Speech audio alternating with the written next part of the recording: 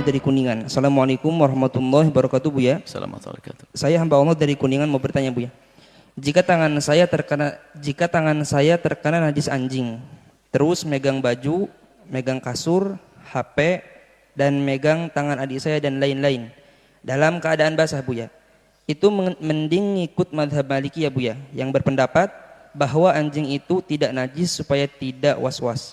Tapi kalau urusan sholat, wudu dan lain-lain, saya ngikut mazhab Syafi'i, apakah boleh, Buya?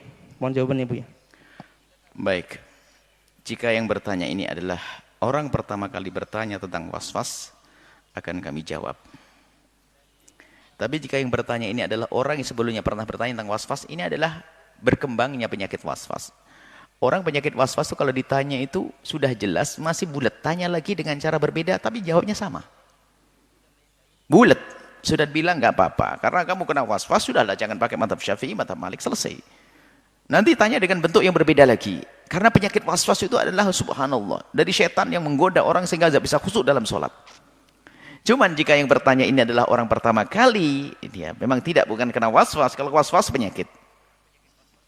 Kalau pertanyaannya semacam itu, ketahuilah bahwa memang di dalam mazhab kita Imam Asy-Syafi'i radhiyallahu taala anhu memang seperti itu. Bahwasanya najis, anjing adalah najis, namanya najis mughalladhah. Dan berpindahnya najis ke tempat lain adalah dengan bebasahan.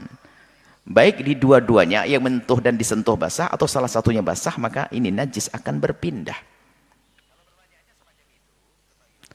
Kalau kering dengan kering, kita memeluk anjing dalam mazhab Syafi'i, nggak akan najis badan kita, karena anjing kering, saya kering.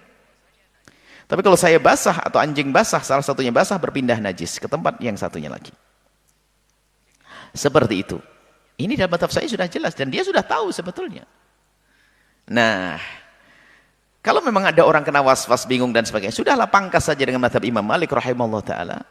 Sudahlah, tidak usah najis. Mazhab Malik, biar tenang hatimu. Tapi ini spesial orang yang punya penyakit semacam ini. Tidak usah bertanya lagi dengan berkelok-kelok dengan tanya apapun. Sudahlah, kamu harus ikut mazhab Malik karena kamu kasihan. Sampai megang ini, nanti ke lift. Ke lift itu bayangannya ke mana? Ke eskalator tuh. Ini dipegang oleh satu orang. Dia makan es, tangannya basah. Dia orang non-muslim. Pasti dia pernah makan babi. Wah, ada stres dia. Hidupnya begitu terus, stres. Nah, dan Islam ternyata tidak merepotkan semacam itu. Bahkan dalam mazhab Syafi'i pun nggak boleh, wong kita tidak melihat secara langsung berpindahnya najis itu nggak perlu diikuti. Memang orang kafir tidak bisa ngerti membersihkan dengan 7 kali basuhan.